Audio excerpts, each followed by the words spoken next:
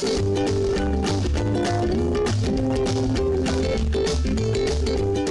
everyone! So excited na ba kayo sa ating art activity para sa araw na to? Okay, I am so excited kasi mag-level up na ang ating gagawin today. So, gagawin natin today, gagawa ako ng 2 versions. Isang easy, level 1 for kids, little kids, and level 2 for intermediate level sa mga older kids natin. Kila ate kuya. Okay, so pili na lang kayo kung anong level yung gusto nyo. Okay, so let's start. So I'll start with level 1. So, you don't need to write level 1. You don't need to write this, ha. Papakita ko lang. Level 2. Huwag nyo na isulat yung level 1, level 2, ha. Ano lang to, reminder lang. Okay. So, for level 1, so, we'll try to draw a mom, nanay nyo, and yung kayo, anak. Pwedeng girl, pwedeng boy. So, first, let's try to draw the shape of the face. So, when you draw, remember, dapat medyo light lang. I-trace nyo muna ng yung invisible lines para matry nyo gano'ng kalaki yung drawing. Kasi yung iba sa atin, maliit mag-drawing, iba sobrang laki mag-drawing. Okay? So, this will be mom's head. Ito yung head nyo. I-draw lightly. Sige, draw lightly muna. Huwag madiin. Try to make a letter U. Ayan, letter U for level 1, ha? Level 1. So, for level 2, ganun din. Try to estimate the size. Maybe, yan. Magkakaiba lang to sa eyes. The eyes will be different. Yan. Level 2. Okay. Next naman, dito, the drawing of your face. Okay, your child's face. Make it a bit smaller. Gawin yung medyo mas maliit. So, trace nyo muna ng lines para ma-check nyo if tama ba yung size. And then, pwede nyo siya i-tilt ng konti para kunwari, medyo nakayakap kayo. Mga ganun. Yan. And then, hindi pantay kasi lalagyan ko to ng ears. Sa level. Ang next na i-drawing natin ay ang eyes. Eyes naman. Eyes. Okay, eyes. Yeah. Eyes tayo. Eyes. Okay. Next, for this one, dito sa little kids, ay sa level 1. Easy one, ha? Pwedeng big circle. Big circle. Tapos, sa level 1 to, ha? Small circle, small circle. Tapos, yan. Lalagyan lang natin ng shiny part yung eyes. Yan. Okay. Tapos, lagyan natin ng eyebrows. Yan. Ito yung sa easy, ha. Pwede nyo rin try closed eyes. Okay, next, level 2 naman, kaila ate kuya. Dito naman, mas mahirap ng konti. So, gawa tayong curved line. Okay. Curved line. And then, ganun din, big circle. Okay, pero small circle. Big circle, small circle. Yan.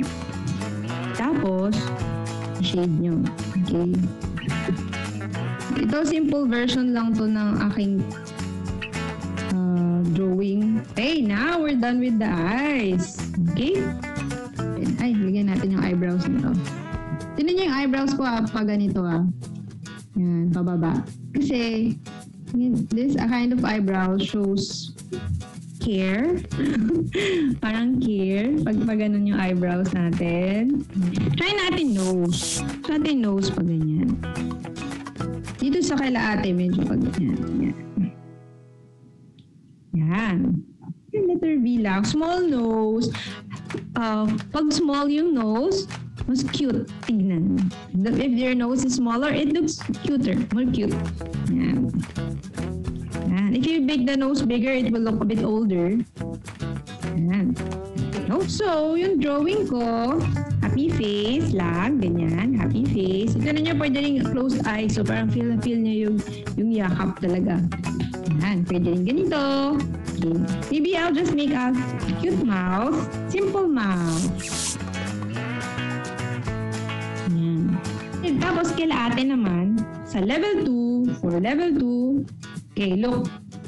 To draw them out this way, but usually I add a dot here para magmukha namang may volume yung kanyang mouth. And nilalagyan ko rin ng lips. Next naman. Okay. Oh, what facial part should we do next? After the eyes, nose, mouth, ano naman? We'll draw so for the ears, actually it will depend. Will the hair cover the ears like this? Paano yung hairstyle nyo? Is it like this? Or is it like this? Okay, it's up to you. Okay, so for the ears, usually, you align it with the eyes up to the nose. Okay, look ha. Ayan, eyes up to the nose. So eyes, mula rito till here. So this face is tilted sideways. So I'll make this ear big, a bit bigger. And 2 lines. Yeah, basically, 2 lines na lang. Yan. Nakaganon kasi siya eh, ano? So, bigger yung nasa isang side. Okay, same with this one. Align it dito. Yan, ha? Yan. Okay, there. Yan, look ha, the nose should be a bit aligned. It's not too big, not too small. Okay, now let's do the hair. Now, for the hairstyle, there are many kinds of hairstyles. Now, let's try to draw the hairstyle. So, can you look at your mom's face? Pwede nyo ba tignan yung itsura ng mom nyo? Paano ba yung buhok niya? Ganito ba? Side swept? Nakatali bang ganon? May papakita ako ha. Okay, tinan nyo to. So, tinan nyo, pag curly hair, look. Oh, you can do curly hair like that. Okay. Pwede rin pag may bangs, si nanay, pwede rin ganyan. Okay, kung si tatay ang drawing nyo, if you're going to draw your dad, you can try this. Okay, we'll just draw a line, di ba? From here to here, we'll draw a line here. Okay, for level 1, let's make a very simple hair. Okay, so from here, draw a dot. Okay, like that. Okay, if her hair is short or long, so start here. For the simple ones, ha? Lagawin natin long hair to. Yun lang ganyan. Okay? And then here. We will not continue here first because we will put the face of the kid. Ha? So if you're pag naka-pony naman, this is ponytail. Ponytail, ha? Okay, you can draw a line here, and then like that. And then look, for ponytail pag nakatali yung buhok, tingnan nyo. Circle, and then look, draw a ribbon, and then ponytail. Whee! Yan. So sa gilid, kasi you can put it at the back kasi hindi makikita. It won't be seen. Yan, like that. Like that, ha? Okay, dito naman tayo sa isa. Short naman and curly. Short and curly hair. Make curly hair. Look, pwedeng curly. Okay, you observe the hair, ha? You can change what I'm drawing. You don't need to copy mine. Dito naman medyo wavy. Yan. Yan. You can change the hair. Ang liit yata ng face na gawa ko. Then, look, medyo curvy zigzag lines. Meron tayong iba-ibang hairstyle. If you're drawing your dad or lolo, pwede rin change nyo lang, makihan nyo lang, ay liitan nyo lang yung hair if they have short hair. Pwede rin naman long hair ang boys. Diba? And next. Okay, now let's draw the boy. So now for the kid, I'll try for level 1, I'll try with the eyes closed. Para cute. Ayan, di ba? Ay. Okay. Ito naman sa ayan, parang ganito. Sa level 2, dun kila ate, pwede ring eyes closed. Pwede ring nakatingin sa kanya. Look. Cute yung eyes closed eh. Pag ganyan, semicircle. And then look, nakatingin sa taas. Ayan. Big circle. Tapos, small circle ulit. Small circle. Tapos shade. Ayan. In my private workshops, mas detailed pa dito yung ginagawa namin eh. But I'm doing it the fast version kasi we have limited time. In my private classes, they have mas detailed ba? There. Okay, so nakatingin sa taas. Close the eyes. Say a lot about how you're feeling. Okay, ito yung level 2, ito yung level 1. Okay, let's draw the nose. But look, yung nose pa side naman. Other side. Look. Other side. Level 1. Level 2. Yeah, like that. Okay, gawa natin ng mouth. Smiley. Ito smiley lang. Sa level 1. Sa level 2 naman, pwede natin gawing happy mouth. Super happy. Yan. Curved line like that. Tapos, ganyan. Yan. Okay? Okay. And then tongue. This is how I draw the mouth for level 2. Level 2 to Kila ate kuya. Yan. Then shade this part. Usually black to it. Ito yung mas mahirap na. Yan. Okay, and then ears. Gawin ko ng ears ha. Yan. Now, let's draw the... yan, sige. Ears pala. Gawin ko ng ears. Now, for the hair. For the hair. So, like this, pwede rin ganito yung hair. Look, for the boys. Zigzag. Okay, maybe let's try to draw a zigzag. Itong isa boy. If you want a girl, pwede din namang girl. Oops. Sobrahan yung hair. Wala yung aking eraser eh. Hair can be curvy line, can be straight, can be long, can be short. Yan. Then, yan.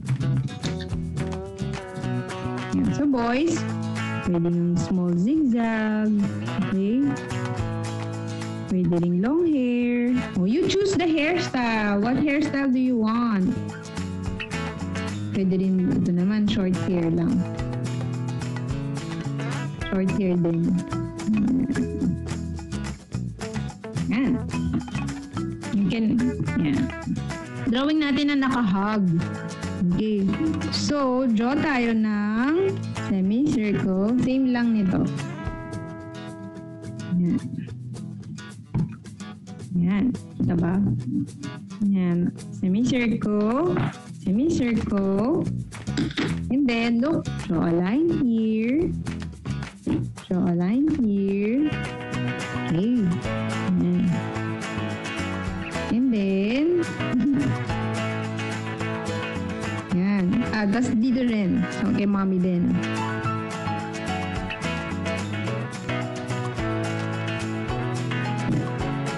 Same lang. Yan. Next. Sleeves. Yan. And in my practices, I always make mistakes. Pag nagpa-practice ako, laging may mali. Laging may mali. Okay, there's always a mistake. But, I try to learn from it. And then the next drawing, I try to improve it. So, ganun lang siya. Next, let's draw the arm. Look, from here, line here, and then line here. Okay. That's why we're using pencil, so you can erase them. Line here. And draw tayo ng hands. So, sa little kid, simple lang yung hands. 1, 2, ganyan lang. Ganyan lang. Hindi na kailangan ng fingers masyado kasi mahirap. Next, dito naman sa level 2, pwedeng ganyan. Okay, and then longer. 1, 2, 3, 4. Yan lang tayo, ha? Simple lang na hands. Okay. The other hand, pag gano'n naman, itago na lang natin dyan. Tago natin sa ilalim, ha? Yan, like this. Oops! Para magdalo. Here, next, let's draw the neck. For level 1, ganyan lang yung neck. Neck. Next, look, ganyan like here. Ayan. Same with this one. Hindi natin nakabaan yung neck kasi nakayuko sila, nakahug siya. So, a curved line here. And then, just from the hair up to the sleeves. Okay, now for the sleeves, look. Just from here, from the chin to the sleeves. Also here, just the same. From the face to the sleeves. Almost done na. Okay, yan. Now, lagyan nyo na lang ng sleeves. This one, look. Yan. Line here and line here. Almost na. Yan. There.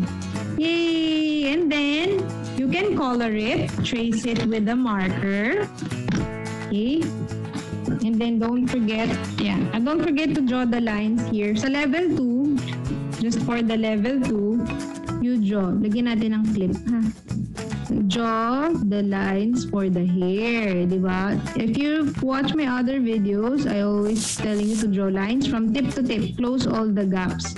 Kailangan mula dito, papunta dito. You need the details of the hair. Yan, para maganda. Here. And then you have to follow the direction of the hair. Yeah. Actually, you can you can use highlights, you can trace it with the marker, trace it with the ball pen, and then add patterns. Look, hearts. I won't color this already because we don't have enough time. Here. So ito, I use paint and markers. Ha? And then look, sa level 2, sa mga ate kuya natin, tingnan nyo kung paano ko i-drawing yung hair. Ball pen lang to, pero, yan o. Hibla-hibla, bawat line. Every line should draw every line. Okay, yes. Krishna, yes, sure, you can color it. Okay? Ito. Yan, ganito. This is an example of how you ink it. Yan. Oh, you can put eyeglasses. We forgot. Meron ba silang salamin?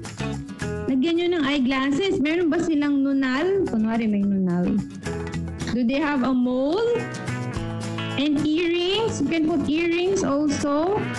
Eyeglasses, earrings, and moles. Look at the clothes. Yan, may hearts. Red ring checkered. Okay? Okay, how was your work? Did you enjoy? How was your drawing? Will you color or not? Kukulayan nyo ba or hindi? Kukulayan nyo? Okay, pwedeng art outline lang. Okay, tell me if you're gonna color it or not. Okay, sige. Let's see. Okay. So, tapos na rin ba kayo? Are you finished? Okay, thank you so much for joining us today. Bye-bye. Happy Mother's Day. Know your art. Be art smart.